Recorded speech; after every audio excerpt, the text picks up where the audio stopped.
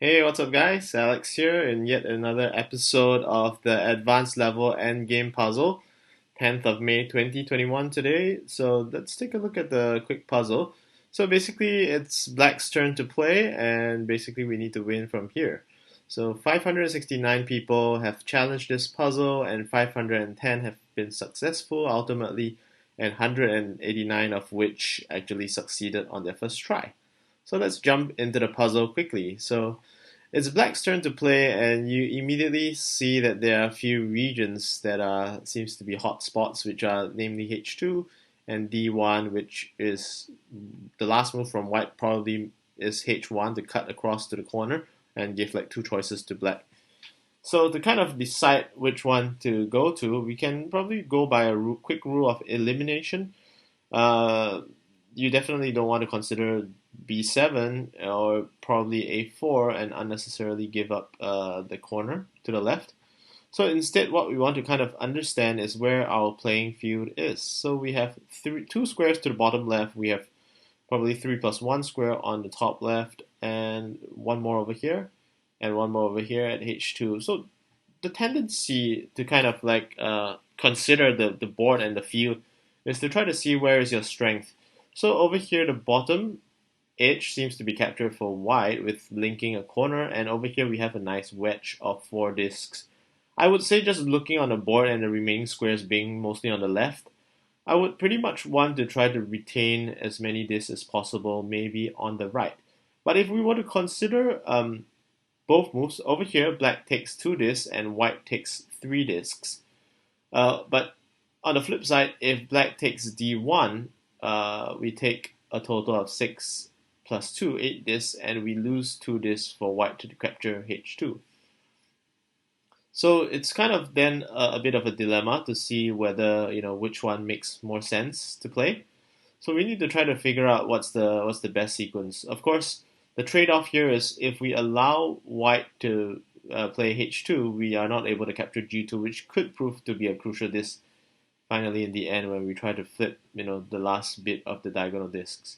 So let's try to do a quick count to kind of assess each of these options. So we have 23 black discs over here. If we were to take h2, we get 26, and definitely white must respond to d1. That's 23 left for black.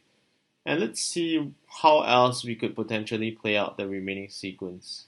Black white, we could potentially play this move, and white will definitely take the corner, will take the wedge, or alternatively black white could actually feed off this. But if white were to feed off at a4 and give up a8, this becomes like a swindle to b7 where only black has access to it. So black, and then white seems like the likely option, and then black goes for the wedge, white covers to b1, and finally black takes a8. So let's count out the sequence and see whether that makes sense. 23 plus 3, 26 minus 3, that's 23 back again. And essentially, if we were to take this, we get 23 plus 1, 2, 3, 4, 5, 6, 7. That's a total of 30. White takes the corner, minus 5 left, 25 for us. And we take this move, picking up 26, 27, 28, 29 discs. And finally, white takes one more disc here, we're left with 28. And finally, when we play this move, 21, 2, 3, 4. So 28 plus 4, that's 32. Finally, this is black because white takes this move. That's a loss of 31 to 33. So it's unlikely to follow that sequence, perhaps.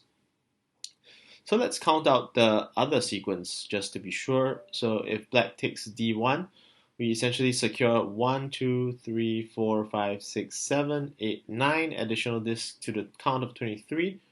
We basically have 32. So that's okay. So d1, 32, and white takes h2 to defend that pocket. So minus 2 over here, we have 30 black discs remaining. And of course, most likely we're going to do the exact same maneuver over here. And we'll take b2. So that gives us 32. Black white 32 minus 3 29, 29 plus 4, that will give us 33, and then followed by a loss of one more disc, 33, 32, and then finally 32 plus 4 discs. That gives us 36, and finally -1 back for white at b7. So essentially, this seems to be the winning move. So let's go ahead with d1. So intuitively, one would expect to capture the right edge in order to gain a more useful tempo, but over here, due to the disparity in the number of discs, seems to be quite huge. So let's play with d1 first. Okay, so luckily, over here, white goes along with our assumption and plays h2 first. So we'll go ahead with b2. So why not b1 or why not a4? A4 just gives up the corner unnecessarily. B1 gives too clean a move for white to actually pick up an entire row of this, which is unnecessarily sacrificing that. So if we were to play b2 over here, white has no choice but to capture the corner, and we can go for the wedge over here. Okay, so white takes 2 discs. Finally, this is 31, 31. I think I made a mistake in counting because I didn't realize this was black. So now, finally, when we play the last move, we have 35 and we lose 2 discs. So we still win the game with 33 to 31.